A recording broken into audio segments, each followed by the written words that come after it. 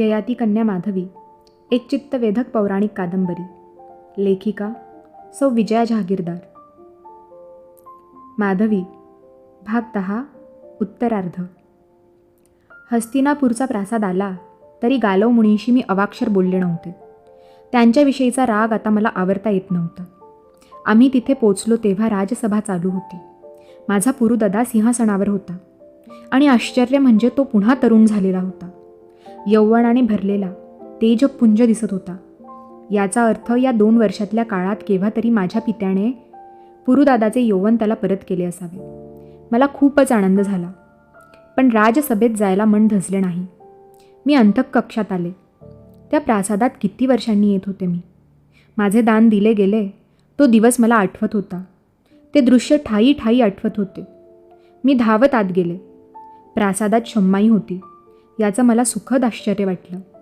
मी आल्याचं कळताच चंदना आणि ती धावत आल्या. आम्ही तातांकडे गेलो. मुनिराज गालव तिथेच होते. माझी वाट बघत तात थांबले होते.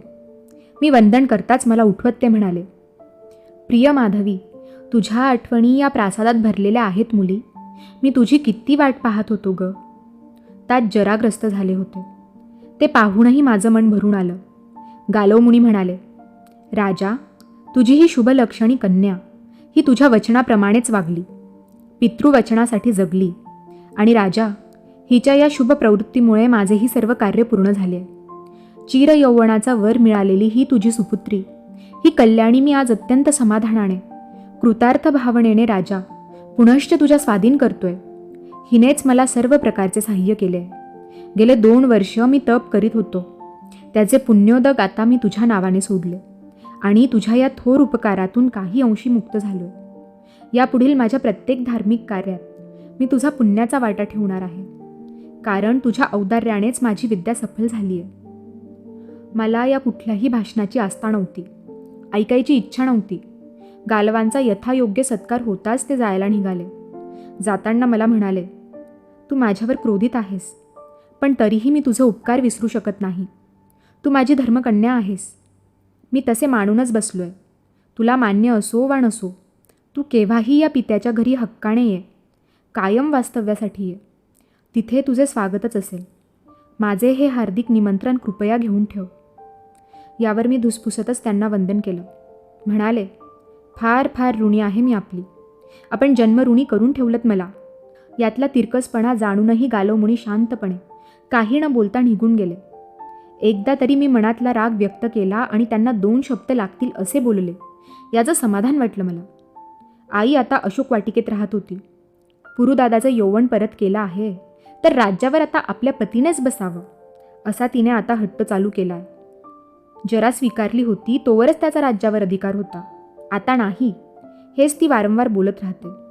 जोपर्यंत पुरुदादा राजा आहे आणि शर्मिष्ठा शम्माई राजमाता आहे तोपर्यंत तिला प्रासादातच यायचं नव्हतं. अखेर मी आणि चंदना अशोक वाटिकेत तिला भेटायला गेलो. चंदना आता हस्तिनापूरची सम्राज्ञी होती. पण आई तिला सम्राज्ञी मानायला तयारच नव्हती. आम्ही दोघी जाताच तिला वंदन केलं. चंदनाशी एक अक्षरही न बोलता आई माझ्याशी तेच बोलत होती. राज्यावर महाराजांनीच बसायला हवं, त्यांना बाजूला बसून स्वतः राजा होणं पुरूला शोभत नाही, वगैरे वगैरे. मग माझ्या चौकशा. मी आता आश्रमात आहे असं सांगताच आई म्हणाली, ते दिसतंच आहे की तुझ्या अवतारावरून. काय ते सुतडे नेसलीस? थांब, तुला उंची वस्त्रे देते. मी ती नम्रपणे नाकारली. आम्ही प्रासादात परत आलो. दुपारी मी, चंदना, शम्माई, अरुंधती माता अशा सगळ्या वार्तालाप करीत बसलो होतो. तोच आई अशोक वाटिकेतून प्रासादात आल्याचं कळलं. आम्ही उठून बघणार तोवर ती धापा टाकीत तिथवर येऊन पोचली. सगळ्यांकडे क्रुद्ध नजर टाकीत म्हणाली, अगं माधवी, राजकन्ये, तुझ्या स्वयंवराची घोषणा हस्तिनापुरात नगरीत होते. राजरस्त्यातून चौकाचौकातून लोकांना या स्वयंवराची वार्ता देण्यात येते. प्रासादापुढे मांडव टाकण्यासाठी मांडवकरांकडे बोलावणे गेले. राजांना आमंत्रण पत्रे लिहिली जाणार आहेत आणि मला, या तुझ्या खऱ्या आईला याचा सुगावाही लागू न देण्या इतक्या तुम्ही साऱ्याजणी निर्दयी कशा झाल्यात? मी हे ऐकून थक्कच झाले. नकळत माझा आवाज मोठा झाला. मी ओरडून म्हणाले, स्वयंवर आणि माझं? मला कुणीच कसं बोलत नाही? पुरुदादा, यदुदादा काहीच कसे बोलले नाहीत? मी तातांकडे धावत सुटले. माझ्या मागून सगळ्याच तातांच्या कक्षाकडे आल्या. मी किंचाळून तातांना म्हणाले, तात, माझं स्वयंवर ठरवलं तुम्ही? होय कण्या, तेवढे माझं कर्तव्य बाकी होते. माझा शब्द. आग लागो तुमच्या शब्दाला. कुणाला विचारून ठरवलं माझं स्वयंवर? आता काय हक्क आहे मला आणि तुम्हालाही? माझं स्वयंवर ठरवणारे तुम्ही कोण? मी कोण हे तू विचारतेस? मग जा, तुझ्या आईला विचार मी कोण ते. उद्धट पोरी, तुला या आश्रमाच्या वेशात मला बघवत नाही. कुणीही सम्राट तुझ्याशी विवाह करेल. तुला हवा तो तू निवड. मी तुला तुझं स्वयंवर करेन असा शब्द दिला होता. पण केव्हा तात? तेव्हा मी कुमारी होते. आज 4 पती माझ्या आयुष्यात येऊन गेले. मी 4 पुत्रांची माता आहे. आता माझं स्वयंवर? अहो, माझा अंत तरी किती बघता? या कुठल्या धर्मपाशांनी मला बांधून ठेवतायत तुम्ही? माधवी, उगाच आक्रस्ताळेपणा करून नाटकं करू नकोस, आई म्हणाली. आई, काशी देशात तूच मला विचारलं होतंस की अजून किती जणांकडे राहणार आहेस म्हणून? यावर तात म्हणाले, माधवी, सध्या तुझा पती कोण? तर कुणीही नाही. हे खरं ना? पुत्रजन्म होईपर्यंतच ते पती होते. हे सुद्धा खरं आहे ना? मग तुला जन्मभर साथ देणारा पती, तुझं हक्काचं घर मिळवून देण्याचं काम कुणाचं माधवी? माझंच ना? माझं आणि तुझ्या बंधूंचं. तुला अशी या आश्रमातील वस्त्रात बघताना मला यातना होतात. तुला का अशीच ठेवायची? तुझं तरुण वय. कुळाचा का सत्यानाश करायचा आहे? अजून कुळाचा सत्यानाश व्हायचा तरी काय उरलंय तात? माझं स्वयंवर हे माझ्या अपकीर्तीचं कारण होईल. पण तात, मला माझ्या अपकीर्तीची, कठोर दूषणांची सवय झाली आहे. पण हे स्वयंवर तुमच्याही अपकीर्तीस कारण होईल तात. मलाही हे सारे धर्मपाश आता नकोसे झाले आहेत. पाया पडते तुमच्या, पदर पसरते, याचक म्हणून भीक मागते. पण हे धाडस करू नका. आता हा अत्याचार माझ्यावर करू नका. मला माझ्या दैवावर सोडली होती ना तुम्ही, तशीच जगू द्या मला. खरंच पाया पडते. मी वेड लागल्यासारखी सर्वांचे पाय धरत होते, रडत होते, विणवीत होते. पण माझ्या शब्दांना कवडीचीही किंमत नव्हती. सम्राट ययातींना आपण एकेकाळी दिलेला शब्द परिस्थिती पार बदलली तरी खरा करायचाच होता. प्रासादात, अशोक वाटिकेत, पुरुदादाजवळ, यदुदादाजवळ मी वेड्यासारखी याचना करत होते, रडत होते. महिनाभर स्वयंवर होऊ नये म्हणून पंख कापलेल्या चिमणीसारखी तडफडत होते. मला स्थानबद्धच केलेलं. मी मग उपोषण केलं, अन्नत्याग केला, पंडितांशी वाद घातला. पण ते तर राजपंडित, राजाचेच अंकित. राजाचं मत ते त्यांचं मत. स्वयंवराच्या तयारीला सुरुवात झाली होती. हर्यश्व, दियोदास, उशिनर, अंबरीश सर्वांना आमंत्रणे पाठवली जात होती. मी आत्महत्या का करीत नव्हते कोण जाणे. मला प्रवचने द्यायची होती, त्यासाठी जगायचे होते. दाराशी मांडव टाकला जात होता. मी फक्त सुन्नपणे बघत होते. आणि एक दिवस वावटळ यावी तसं एक शिष्टमंडळ निषेधाच्या घोषणा देत राजसभेवर चालून आल्यासारखं आत घुसलं. द्वाररक्षकांनाही ते आवरलं नाही. त्यांनी गरजून सांगितलं, माधवी देवी आणि ययाती महाराज यांना राजसभेत बोलवा. त्यांच्यासमोर आम्हाला सारं बोलायचं आहे. ही वार्ता प्रासादभर झाली, माझ्यापर्यंत आली. मी खूप आनंदून गेले. या निमित्तानेही हे स्वयंवर टळलं तर मला हवं होतं. मी आणि तात आम्ही राजसभेत पोचलो. आम्ही जाताच शिष्टमंडळाचे प्रमुख उठले आणि एक निवेदनपत्र पुरुदादाजवळ देत म्हणाले, सम्राट पुरु महाराज, आपण आमचे हे निवेदन महाराज आणि राजकन्या यांच्यासमोर मांडावं अशी आमची विनंती आहे. पुरुदादाने वाचायला सुरुवात केली. महाराज ययाती यांना वंदन करून हस्तिनापूरच्या प्रजेचं मनोगत आम्ही प्रतिनिधी आपल्या कानी टाकत आहोत. आपण आपल्या एकुलत्या एक कन्येचं स्वयंवर मांडले असून मांडव घालण्यास सुरुवात झाली आहे. खरं तर ही प्रजेच्या आनंदाची गोष्ट कोणे एकेकाळी होती, परंतु तो काळ उलटून आज 9 वर्षे लोटली.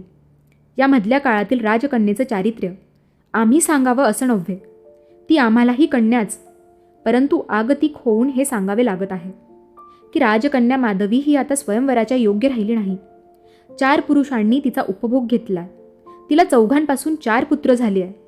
अशी कन्या केवळ वारांगणा अथवा गणिका याच संज्ञेस पात्र आहे. तरीही आपण स्वयंवर मांडलेच तर मांडवास आग लावली जाईल याची आम्ही सूचना देऊन ठेवतो. हे स्वयंवर आम्ही होऊ देणार नाही. त्याखाली प्रतिष्ठितांच्या सह्या होत्या. तात हे ऐकून क्रुद्ध झाले. मी म्हणाले, तात, झालं आता तुमचं समाधान? ऐकलत ना माझं हे सन्मानपत्र? अजून काय ऐकायचं बाकी उरलंय? पुन्हा माझा स्वयंवराचा बाजार भरवायचा आहे तुम्हाला? मी जणते पुढे गेले. मला कुठून धीर आला कोण जाणे. हात जोडून मी म्हणाले, माझं कन्येप्रमाणे लाड कौतुक करणारे तुम्ही माझे तात आहात, बंधू आहात. असे कठोर घाव माझ्यावर का घालता? मला या स्वयंवराची खरोखर इच्छा नाही. मी गेला महिनाभर सर्वांचे पाय धरून त्यांना विनवते आहे, रडते आहे, पण मला इथे प्रासादात स्थानबद्ध केलं गेलंय. प्रजाजन हो, मजवर कृपा करा. मला गणिका वारांगणा म्हणून असे धारदार घाव घालून माझे तुकडे तुकडे करू नका. लोक हो, मी काय स्वमताने किंवा स्वइच्छेने हा मार्ग स्वीकारला? कुणी लुटलं मला या कर्दमात? कुणी माझं दान त्या एका गालवाला दिलं? तेव्हा माझ्या भविष्याची चिंता कुणीच कशी केली नाही? या दानामागचे पुढे येणारे धोके किंवा संकटे कुणालाच दिसले नाहीत? 800 अश्व एकाच राजापाशी मिळाले नाहीत तर काय करायचं, हा सुद्धा विचार कुणी केला नाही किंवा कुठलाही अधिकार तातांनी राखून ठेवला नाही.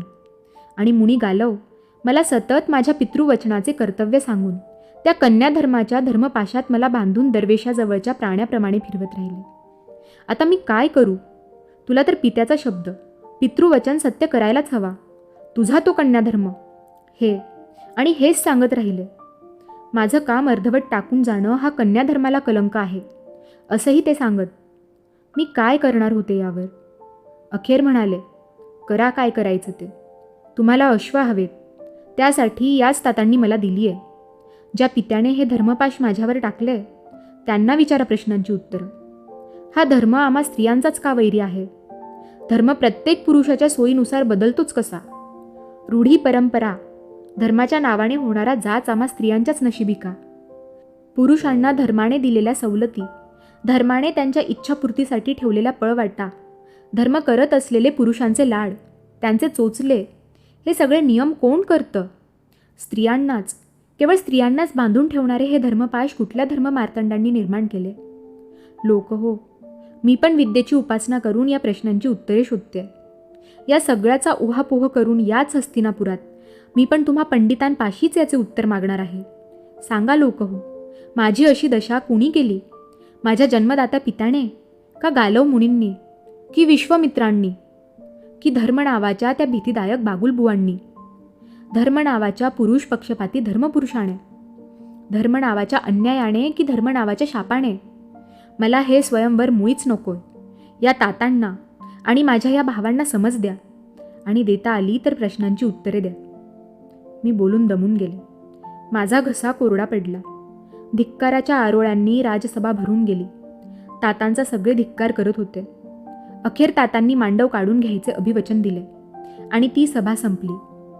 लगेच मांडव काढायला सुरुवात देखील झाली. मी पण निश्वास टाकला. एक वाद तरी मिटला होता. काशी देशात प्रथम मी राजसभेत बोलले होते. आज दुसरी वेळ होती, पण मला खूपच माझ्या मनातलं सगळं बोलता आलं होतं. सभेपुढे उभं राहून आपण इतकं बोलतो याची जाण मला नंतर आली. मी प्रवचने नक्कीच करू शकेन याचा आत्मविश्वास दुप्पट वेगाने उमलून आला. आता मनाला तोच एक चाळा लागला. कुठलाही प्रसंग मी या नव्या स्त्रियांच्या दृष्टिकोनातून बघू लागले. हा नवीनच दिवा हाती आल्यासारखा वाटला. या दिव्याच्या प्रकाशात एकच देवयानी, देवयानी ययाती, ययाती शर्मिष्ठा, शुक्राचार्य विरजा, शम्माईचं दासीपण, वसुमतीची आत्महत्या, सुयशा देवींचा क्रोध, हे सारे प्रसंग मला खूप वेगळे वाटू लागले. स्त्रीला देवी देवी म्हणून पूजा करत स्त्रीवर अशी बंधने लादून तिला सतत धाकात व स्वतःच्या अखत्यारीत ठेवणं या धर्मांमुळे पुरुषांना फार सोपं झालं.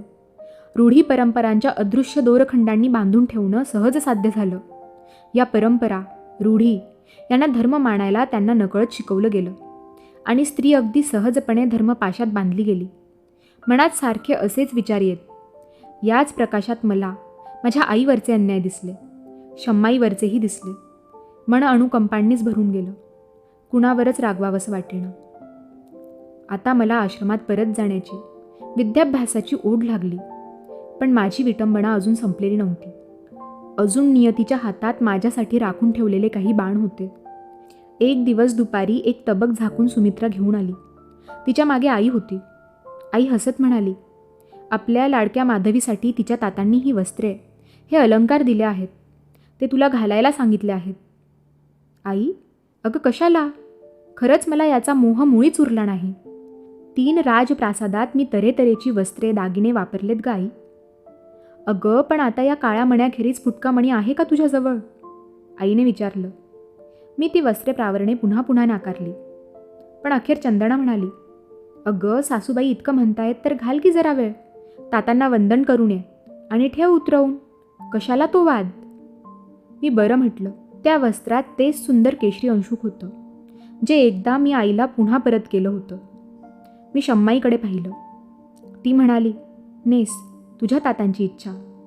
मग मी ते अंशुक नेसले. त्यावर नखशिकांत दागिने घातले. राजप्रासादातल्या अनेक स्मृती जाग्या होत होत्या. मी सर्वांना नमस्कार केला आणि तातांकडे जाऊन त्यांना नमस्कार केला. तिथे एक सुंदर गेंदेदार फुलांचा हार ठेवलेला होता. मी त्याकडे आश्चर्याने बघत राहिले. यदूदादा आणि पुरुदादा तिथेच होते. त्यांनी वस्त्रे आणि शस्त्रेही धारण केली होती. हे सर्व काय चाललंय? मला मी राजसभेत बोलल्याबद्दल मृत्यूदंड देणार होते का रानात सोडून देणार होते? मी आई, शम्माई, चंदना यांच्याकडे पाहिलं, पण त्यांनाही काहीच माहीत नव्हतं. त्यांनी केवळ सांगितलं तेवढंच केलं होतं. का? कशासाठी? हे विचारायचा त्यांना काही अधिकार तरी होता का? मन पुन्हा प्रवचनात गुंतलं. तोच तात म्हणाले, माधवी, आता तू सर्वांना वंदन केलंस ते निरोपाचंच. मला काही समजलं नाही. मी त्यांना विचारलं, तात म्हणजे काय? हे सर्व वस्त्र प्रावरणे लेवून मी कुठे जायचंय? स्वयंवरासाठी, तातांनी शांतपणे सांगितलं. माझ्यावर जणू वीज कोसळली. माझ्या हाती ती वरमाला देत ते म्हणाले, खाली रथ तयार आहे. यदू आणि पुरू तुला घेऊन राजांकडे फिरतील. तुला पसंत पडेल त्या राजाच्या गळ्यात वरमाला घाल. कण्णे, आज माझे कर्तव्य संपले. माझी वचनातून सुटका झाली. पितृवचनासाठी तुला कष्ट पडले. आता चांगला समर्थ राजा बघ आणि सुखी हो. यदू पुरू आहेतच. शुभास्ते पंथाण संतू. मी अवाक झाले. सर्वांपुढे हात जोडले आणि वर मला घेऊन निघाले. आता कुणालाच दुखवावंसं वाटत नव्हतं. जो तो आपल्या देवाच्या हातातलं खेळणं होतं आणि स्त्रिया त्यांच्या सन्मानाच्या कल्पना स्वतःच्या अस्मितेशी भिडलेल्याच नव्हत्या. माझ्या स्वयंवराचा हा निर्णय प्रासादातल्या फक्त पुरुषांचाच होता. नगरात ही वार्ता कशी फुटली हे कळलं नाही, परंतु रथात वर वर मला घेतलेली मी, यदू आणि पुरू, लवाजमा, घोडेस्वार पुढे चाललेले. एक मोठा दगड भिरभिरत आला. तो यदूच्या डोक्याला लागला. रक्ताची धार सांडली. त्या मागोमाग दगड येऊ लागले. वारांगणा, गणिका, स्वयंवर, धिक्कार अशा आरोळ्या ठोकत आमच्या रथामागे प्रजेतले लोक धावू लागले. दगडांचा मारा होऊ लागला. पुरुदादाने घोड्यांचे पथक आज्ञा देऊन रथाच्या मागे आणेपर्यंत 20 ते 25 दगड रथात येऊन पडले होते. माझं राजसभेतलं सगळं भाषण व्यर्थ गेलं होतं. आज माझी विटंबना रक्ताच्या धारा लागून पूर्ण झाली होती. मी जखमी झाले होते. वर मला माझ्याकडे बघून भेसूर हसत होती. पुरुदादाने रथ अयोध्येस घेण्यास सांगताच मी ओरडले. रथ फक्त गुरुदेव विश्वामित्रांच्याच आश्रमात जाईल. याखेरीज तो दुसऱ्या कुठेही गेला तर मी हे शस्त्र माझ्या उरात खुपसून देहत्याग करेन, हे तुम्ही दोघेही पूर्ण जाणून ठेवा. यापुढे विटंबना सहन करणं मला शक्य नाही. मी हाती शस्त्र उपसूनच बसले. यदूदादा, पुरुदादा भयभीत झाले. रथ गुरुदेवांच्या आश्रमात आला. मी वर मला हाती घेऊन खाली उतरले. पारावर गुरुदेव होते. शिष्य परिवार मला प्रथमच अशा सुंदर वस्त्रालंकारात पाहत होता. रेणुताई बाळाला घेऊन बाहेर आल्या. म्हणाल्या, माधवी, तू होय? मला वाटलं लक्ष्मी चुकून आश्रमात आली की काय? तोच त्यांना माझ्या कपाळावरच्या जखमा, यदूदादाची जखम दिसताच त्या धावत आल्या. तोवर मी ती वरमाला गुरुदेवांपुढच्या वेदग्रंथांना घातली होती. रेणुताईंनी जखमा बांधल्या. त्यांना मी सगळी घडलेली कहाणी सांगितली. त्या सुन्न होऊन ऐकत होत्या. मग मी माझी आश्रमातली वस्त्रे नेसले आणि ते अपशकुनी केशरी अंशुक आणि सर्व अलंकार मी पुरुदादाजवळ देत म्हणाले, पुरुदादा, हे वस्त्र जाता जाता नदीत विसर्जन कर आणि हे अलंकार माझ्यातर्फे चंदनाला दे.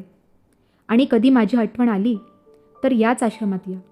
तातांना सांगा, माधवीने वेदग्रंथांना वरमाला घातली आहे. रेणुताईंनी पक्वाने करून माझ्या भावांना जेवण दिलं आणि ते गेले. माझ्याकडे बघत डोळ्यात पाणी घळघळत असताना आम्ही एकमेकांना निरोप दिला. त्यांची आणि माझी वाट आता पूर्णपणे वेगळी झाली होती. आता सगळेच पाश तुटले होते. 4 लग्ने होऊनही मला सासर नव्हतं आणि माहेरची वाटही आता संपली होती. मी पूर्णपणे विद्याभ्यासात गर्क झाले. रात्रंदिवस वेद, व्याकरण, धर्मग्रंथ, सुक्ते यात आकंठ बुडून गेले. बाळ चालायला लागला, बोलू लागला, धावू लागला आणि हळूहळू लामह, लामौ, लामहा, प्लथमा हे सुद्धा बोलू लागला. गुरुदेवांच्या संगतीत ज्ञानाची कवाडे खुले होत होती. नवीन दिवे हातात येत होते. त्यांच्या प्रकाशात काहीतरी सापडत होते. त्यांच्या बोलण्यातूनही काहीतरी लाभत होते. तासन तास, प्रहर न प्रहर निघून जात. अखेर रेणुताई म्हणत, कसं लागतं ग हे सुक्त? सुक्ताचं श्रीखंड आणि वेदांच्या पुऱ्या, बसा खात सारखं. अगं कधीतरी आमचीही गव्हाची पोळी खाऊन बघ आणि तुझ्या गुरुदेवांनाही दे. रेणुताई म्हणजे एक चालतं बोलतं गुरुकुल होतं. शिष्यांच्या मातापित्याकडून आश्रमासाठी काही ना काही येत राही. धान्याला तर कधीच कमी पडत नव्हतं. गोधन आश्रमातच होतं. भाजीची लागवड नदीकाठी होई. थोडीशी शेतीसुद्धा सगळे मिळून एकत्रितपणे करत होते. या सर्वांची व्यवस्था ठेवणे, धान्य नीट करून उन्हात वाळवून रांजणातून साठवणे, सगळ्यांचं दळण दळणे हे सारं रेणुताई करवून घेत. दळण तर आम्ही दोघी पहाटेसच करून घेत असू.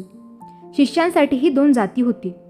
साधं जेवण, वरण, भात, भाजी, पोळ्या, पण त्यासाठी सुद्धा भरपूर कष्ट पडत. त्यातला सर्वात जास्त भार रेणुताईंवर असे. इतक्या कष्टमय आयुष्यातही त्यांचा विनोद कधी मावळला नाही, की कधीही मी त्यांना रागवलेलं पाहिलं नाही. संभाषण कला, विनोदाच्या अंगाने न्यायची त्यांची धाटणी अगदी दैवजात अशीच होती. मला त्या नेहमी म्हणायच्या, तुला आता कोसल आश्रमात नेणार आहे, तिथे शिष्यांना शिकव, तू प्रवचने दे, व्याख्याने दे. त्यांना माझं ध्येय माहीत होतं. मी त्या दृष्टीने या 4 वर्षात खूप यत्न केले. सरोवराकाठी, भगवती मंदिरात, शेतात मी एकटीच उभी राहून व्याख्यान देई, प्रवचन करी. हे रेणुताईंनी खूप वेळा पाहिलं होतं. म्हणायच्या, अगं मोठ्या जनसमुदायापुढे काय कुणीही बोलेल, पण रिकाम्या सभागृहात बोलायला तुझ्यासारखीच हाडाची वक्ती हवी हो. त्यांच्या बोलण्यातला विनोदही कौतुकातून येणारा असे. आता कशात गुंतू नकोस, जा गावोगावी, सर्वांना सांग स्त्रियांची दुःख, त्यांचे पुरुषांकडून होणारे शोषण, अवहेलना आणि उपेक्षा, या रूढी, या परंपरा सगळ्यांचा जाच स्त्रियांनाच का? पुरुष आपले माजलेल्या पोळासारखे मोकळे. जगात डोळे उघडे ठेवले की सगळं दिसतं बरं माधवी. या इथल्या शिष्यांच्या, कोसल आश्रमातल्या शिष्यांच्या माता मुलांना भेटायला म्हणून आश्रमात येतात. त्यांच्या मणीच्या, दुःखांच्या, वेदनाच्या अनंत कहाण्या मात्र सांगून जातात. फार दुःखमय जीवन आहे स्त्रीचं. नाना धर्माचे पाश तिच्या भोवती. अगं नुसतं परपुरुषाकडे पाहिलं तरी पतिव्रता धर्माला कलंक लागला म्हणून ऊर बडवणारे पती स्वतः मात्र 4 बायका करतात. हा कुठला न्याय? बोल तू सगळं. रेणुताईचं हे प्रोत्साहन मला अवर्णनीय प्रेरणा देत असतं. मनात वाक्यांच्या माळा तयार होत. पहिलं प्रवचन हस्तिनापूरला गुरुदेवांनीच आयोजित केलं होतं. मी वाट पाहत होते त्या दिवसाची, त्या क्षणाची. आणि एक दिवस रेणुताई भरभर माझ्याकडे आल्या, माझे केस विंचरून वेणी घालण्याच्या निमित्ताने. पण त्यांच्या मनात काहीतरी होतं. चेहऱ्यावर चलबिचल, अस्वस्थ हालचाल. अखेर मीच विचारलं, काय रेणुताई, आज अनारोग्य आहे का काही? डोकं दुखतंय? त्यावर त्या म्हणाल्या, माधवी, तुला एक महत्त्वाची वार्ता द्यायला ह्यांनी मला सांगितलंय, पण मी ते कसं सांगू ग तुला? यावर घाबरून मी म्हणाले, हस्तिनापुरी सगळं कुशल आहे ना? हो, वार्ता तिथली नाही, उद्याईकच. काय रेणुताई, काय होणार आहे उद्या? उद्या अयोध्यापती महाराज हर्यश्व आणि काशीनगरपती महाराज दिओदास आपल्या पुत्रांना घेऊन येत आहेत. गुरुदेवांजवळ विद्याभ्यास करणार आहेत. वसुमना आणि प्रतर्दन. माधवी, तुझे पुत्र, त्या एका दमात बोलल्या. पुढे म्हणाल्या, ही वार्ता ऐकून तुला काय वाटेल? तू काय करशील हे सगळं मी जाणते. गुरुदेव जाणतात.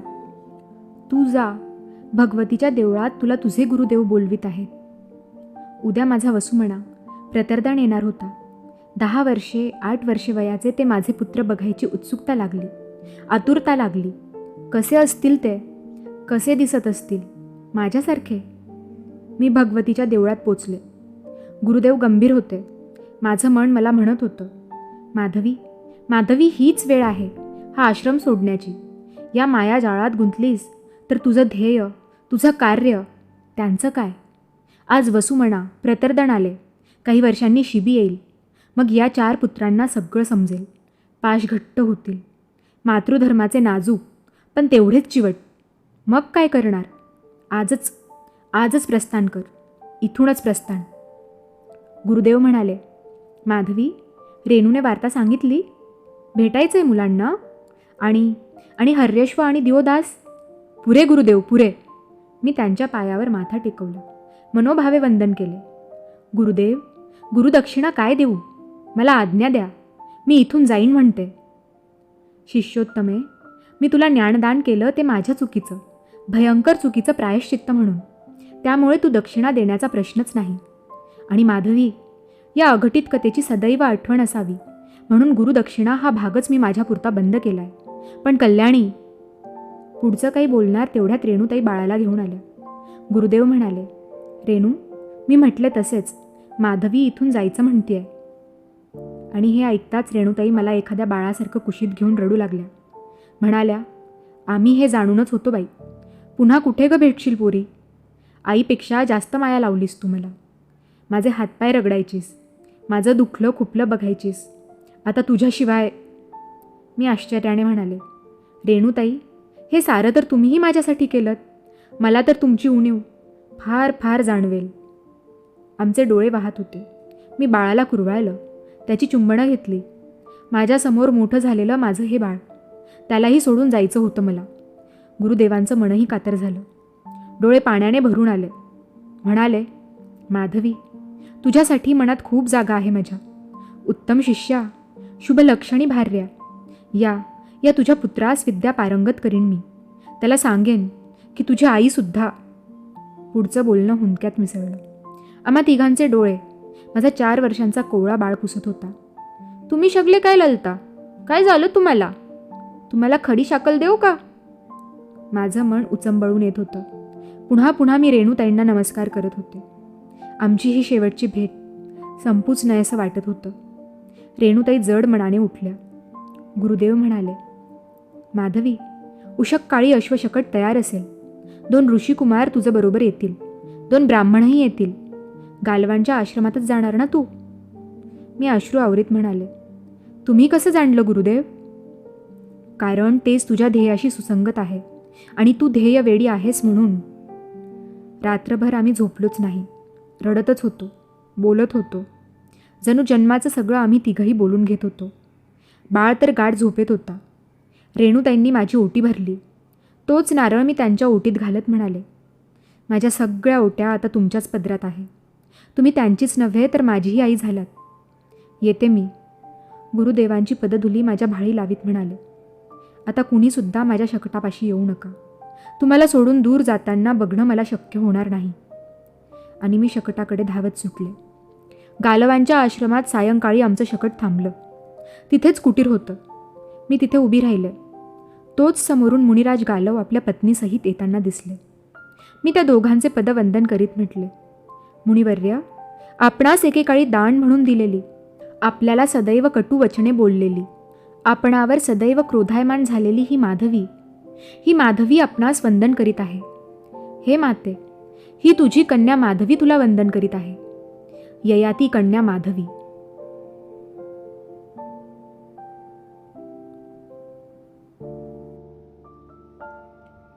माधवी भाग 10 उत्तरार्ध संपूर्ण. तर श्रोते हो, विजया जहागीरदार लिखित ययाती कन्या माधवी एक चित्तवेधक पौराणिक कादंबरी. या कादंबरीचं वाचन इथे पूर्ण होत आहे. जर आपणास अशाच नवनवीन कादंबऱ्या, कथा ह्या ऑडिओ स्वरूपात ऐकायच्या असतील तर आमच्या चॅनलला नक्की सबस्क्राईब करा. आमचे व्हिडिओजसुद्धा लाईक करा.